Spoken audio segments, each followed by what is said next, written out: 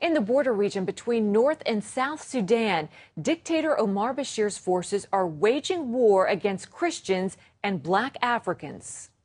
My office was burned down and the cyber cafe, and also cathedral was burned, and the Church of Christ was burned as well, and my house was fired, and my chaplain actually escaped through window, and he was arrested sometimes later, and he was tortured, and my people have scattered, my staff have scattered all over, and really it's very terrible.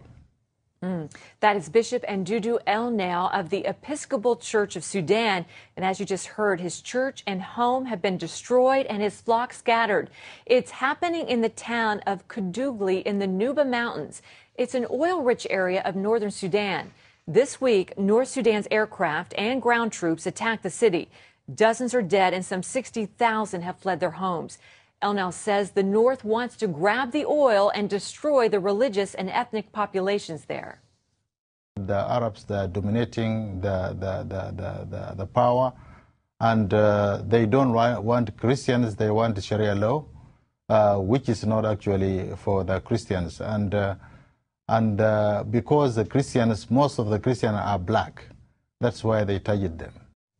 Bishop Ndudu says the fighting is keeping humanitarian agencies from bringing food and water to those displaced by the fighting. He's calling on the U.S. and the international community to stop the attack so aid can get to the victims. And joining us now from our Washington, D.C. bureau is Jonathan Hudson of the Enough Project. It monitors the situation in Sudan to alert the world of the atrocities by the regime in Khartoum. And Jonathan, apart from some newspaper reports, we're not hearing much about these new attacks. Tell us what's been happening in Tuguli this week.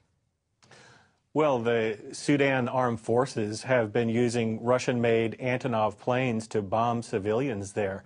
And it's very clear, as Bishop Ndudu, he goes by his first name, as he said, the government in Khartoum has a radical perspective on the Islamic faith. But they're also willing to bomb Muslims, as they have done in Darfur. Now they're bombing Christians and animists and trying to stamp out the Nuba people in Kadugli, the capital of this oil-producing border region between North and South Sudan. Tens of thousands have been displaced or without food, water, or adequate medical care. And armed men are searching house to house, killing anyone who appears to be Nuban or who might disagree with them politically. And according to the bishop's comments, Omar Bashir's regime is targeting Christians and black Africans. Why?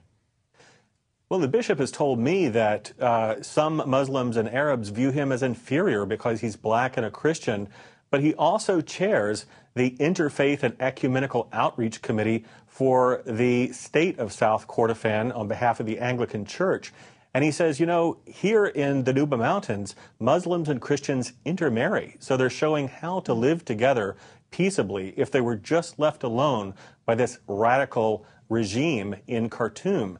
But armed men were searching house to house, calling his name, and he could be in a mass grave in Kadugli right now if he were not here in the United States, having left before the violence began to seek medical treatment in Denver.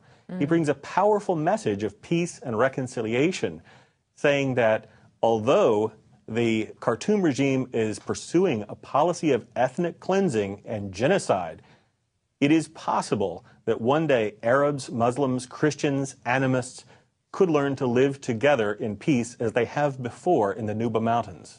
Jonathan, you work with the Enough Project that's trying to prevent more atrocities like this from taking place in Darfur. What should the world community do to stop this?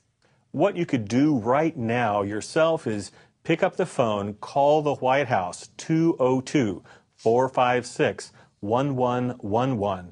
We're asking that the U.S. provide air defense capabilities to the government of Sudan to protect civilians from a government that's bombing its own people. Jonathan, such a serious situation there. Well, we appreciate you so much joining us today.